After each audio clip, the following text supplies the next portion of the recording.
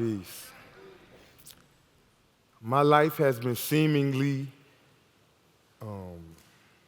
defined by a series of earthquakes. I'm originally from New York City, Manhattan's Lower East Side.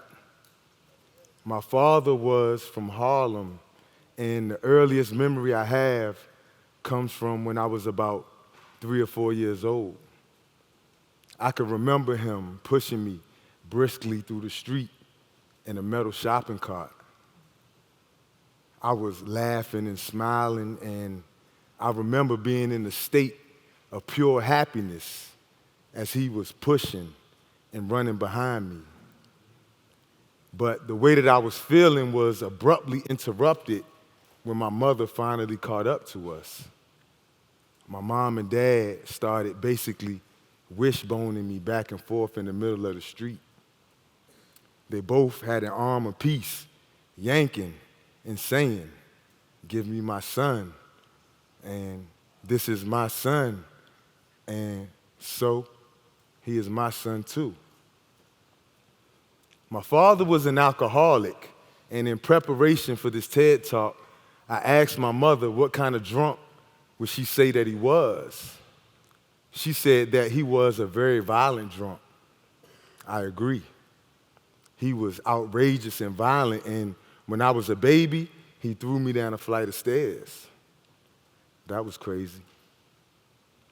My mother couldn't deal with the domestic violence any further, so she left and moved to Virginia.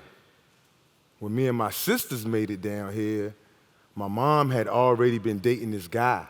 He was a drug addict and an alcoholic. Being from New York, I was unfamiliar with kerosene heaters, and I touched one. After I touched the stove, the palm of my hand was instantly covered with blisters.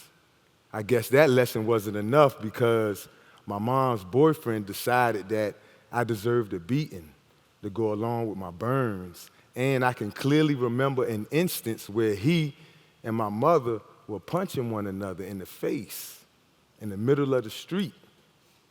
And ultimately, they broke up after that. Thank God. Then there was another guy. He was also a drug addict and an alcoholic. He and my mother had started dating. And when he introduced himself to me and my sisters, it stands out in my memory because he was so nice. That didn't last, though. And in the summer of 1991, dude beat me almost like every single day. I'm talking about with belts, switches, hands, a cutting board, an electrical extension cord, every day. I tried to duck him, but I couldn't. This is no exaggeration. When dude beat me with that electrical extension cord, it was the day before the first day of school. And I remember not being able to sit down on the school bus the next day. I remember being in class that morning wishing that I had enough courage to tell my teacher what was actually going on. Right now, as I stand here talking to you, my legs still have scars on them from the summer of '91. There was another guy. He was a drug addict and an alcoholic as well. I was older now, maybe 16 or 17, so there weren't any more beatings really happening at that time. One evening, though, this guy was being really disrespectful to my mother during an argument. He and I got into a slight physical altercation, and I ended up getting the better of him. I guess his timing was perfect to get his get back. It's a cold world, so one day dude lied on me, and he told my mother that when he came downstairs one night that me and my friends were at the kitchen table cutting up drugs on her plates. When my mother confronted me about it, I told her that I didn't do it, but she kicked me out, and I've pretty much been locked up ever since. I'm serving a life sentence without the possibility of parole.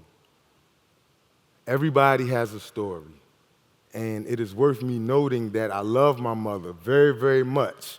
In fact, she is my hero.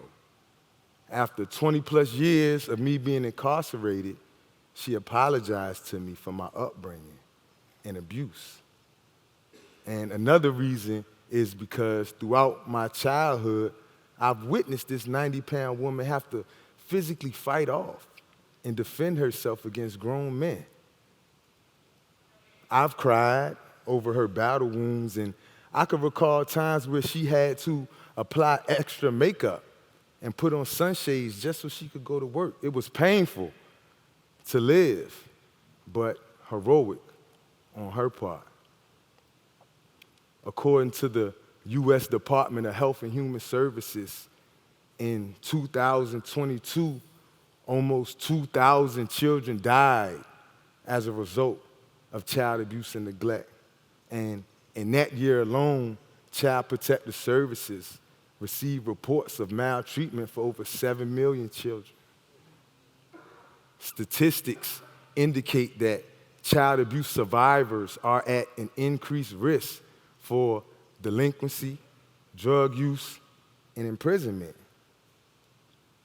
Childhood abuse is a risk factor and one of the most common events leading to the development of post-traumatic stress disorder, depression, anxiety, insecurity, low self-esteem, inappropriate or troubled relationships, or even a lack of empathy.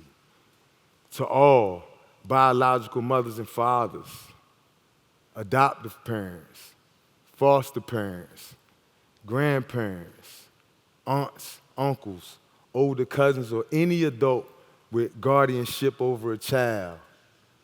If you find yourself in a situation where you feel you absolutely have to discipline your child, first, calm down and think about positive reinforcement, because physical punishment is not an answer.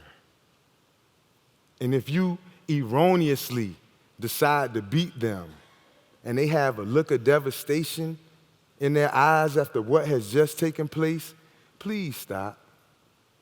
And don't put your hands on your children ever again. There are courses for anger management and outlets to correct any abusive tendencies that a guardian may have. Statements like, "This is going to hurt me more than it hurts you, and I only beat you because I love you," they leave a disassociation between man, woman, and child.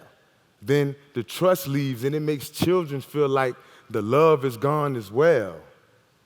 As an adult, I am plagued by the statistics. And if you've seen some of the things that I have seen, and if you've experienced some of the things that I have, then I beg you to please go out and seek professional help. The children who are currently suffering at the hands of an abuser, I love you, and I am sorry for everything that you are going through. And the burden's not on you to go out and seek help. The adults in our lives just have to stop with the foolishness, because the most vulnerable of our population are not our punching bags. They are not our whipping posts, and they should not be the objects of our lust. Children are our link to the future, and they must be nurtured, respected, loved, protected, and educated. As a society, let us teach an abundance of love from the beginning and end all forms of domestic violence, child abuse, and neglect. Thank you. Peace.